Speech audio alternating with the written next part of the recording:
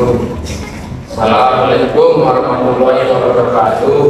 Pada kesempatan siang hari ini, kami dari kelompok 2 akan mempresentasikan perlakuan panas normalizing pada praktik perlakuan dan pengujian bahan teknik.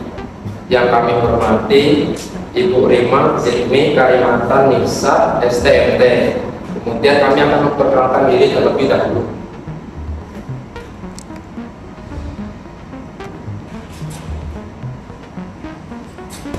Perkenalkan, nama saya Ibrahim Reza. Perkenalkan, nama saya Ismail Rosyad. Perkenalkan, nama saya Bapak Said Burhanari. Perkenalkan, nama saya Rangga Putra Batutama. Yang pertama yaitu apa itu normalizing.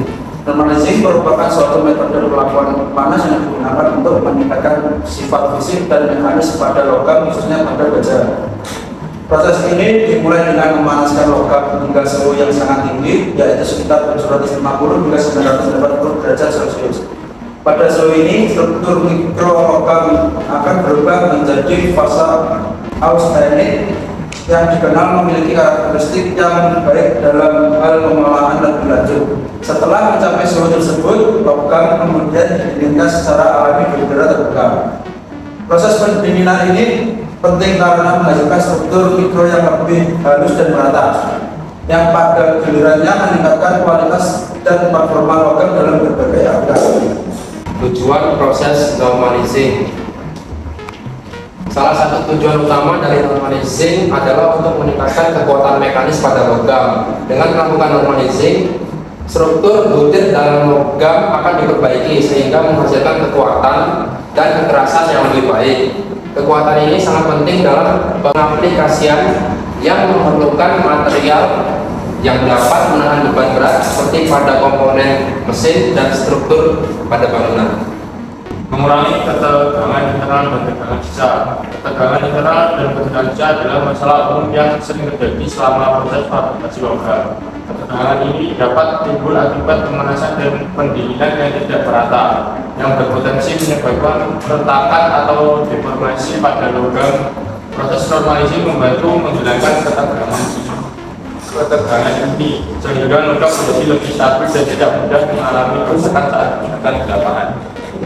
Selanjutnya yaitu mengembalikan sifat asli logam. Selama proses pengolahan, sifat asli logam seperti kelenturan dan daya tahan dapat berkurang. Normalisasi bertujuan untuk mengembalikan sifat-sifat ini sehingga logam tidak hanya kuat tetapi juga memiliki kemampuan untuk menyerap energi tanpa patah.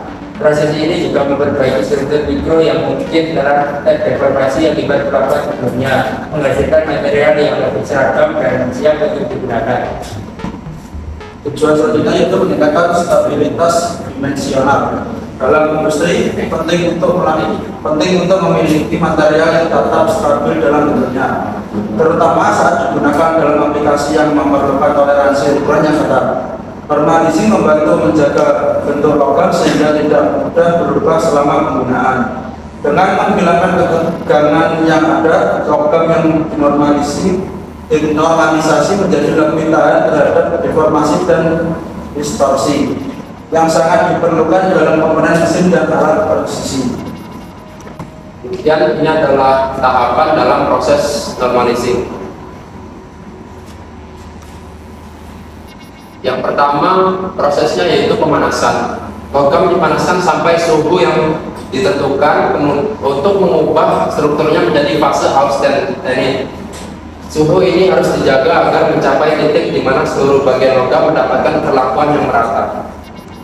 Kedua, penahanan suhu. Setelah mencapai suhu yang diinginkan, logam bertahan pada suhu tersebut untuk periode tertentu. Durasi menahan ini bervariasi bergantung pada jenis dan ketebalan logam dan bertujuan untuk memastikan bahwa seluruh bagian logam berubah menjadi austenit. Kemudian pendinginan. Setelah proses pemanasan dan pengelarangan selesai, logam didinginkan secara alami di udara. Proses pendinginan yang dilakukan secara perlahan memungkinkan terbentuknya struktur mikro yang lebih halus dan menghilangkan ketegangan internal sehingga menghasilkan material yang lebih kuat dan lebih stabil. Pengaruh normalisasi. Keuntungan yaitu pertama meningkatkan kekuatan dan kekerasan. Normalising secara signifikan meningkatkan sifat mekanis logam termasuk kekuatan tarik dan kekerasan yang memungkinkan logam untuk digunakan dalam aplikasi yang lebih berat. Yang kedua, memperbaiki kelunturan dan daya tahan. Selain meningkatkan kekuatan, proses ini juga meningkatkan kelunturan logam sehingga lebih tahan terhadap deformasi dan retakan saat digunakan. Dan selanjutnya menghilangkan cacat internal dengan mendistribusikan kembali butiran kristal. Normalising membantu mengurangi cacat internal yang dapat mempengaruhi kinerja logam. Kemudian ada kekurangan. Yang pertama itu tidak cocok untuk semua jenis logam. Meskipun efektif untuk baja, proses ini tidak selalu tepat untuk logam non-ferrous seperti aluminium yang memerlukan perlakuan panas yang berbeda. Kemudian mungkin tidak meningkatkan ketahanan terhadap keausan secara maksimal.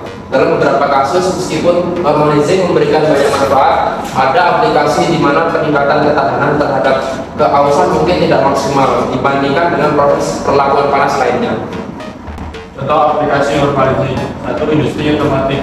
Normalising banyak digunakan pada komponen otomotif seperti poros besi dan as transmisi yang memerlukan sifat mekanis tinggi untuk berfungsi dengan baik. Dua, industri konstruksi.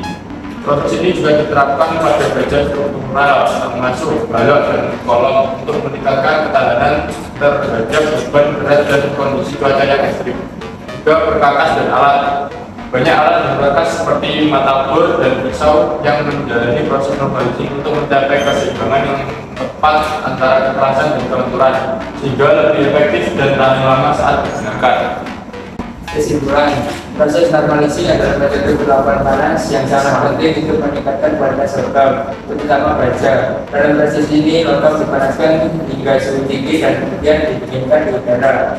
Tujuan dari normalising adalah untuk memperbaiki struktur mikrologam sehingga meningkatkan kekuatan, kekerasan, dan kelenturannya.